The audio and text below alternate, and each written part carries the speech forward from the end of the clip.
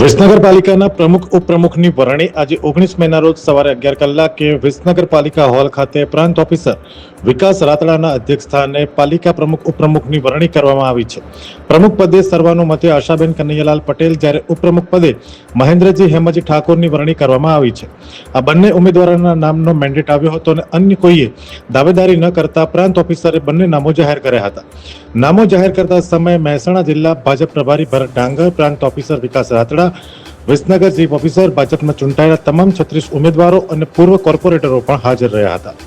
ભારતીય જનતા પાર્ટીએ મારા પર વિશ્વાસ રાખીને પ્રમુખ પદ આપ્યું છે, તે વિશ્વાસ ટકાવી રાખીને સારા કામ કરીશું, વિકાસના કામ કરીશું અને પ્રજાનો પ્રશ્નનો હલ લાવીશું।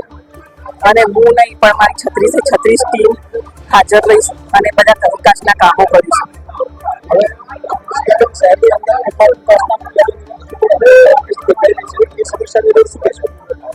એ મુદ્દાને લીધે કામ ચાલુ જ છે।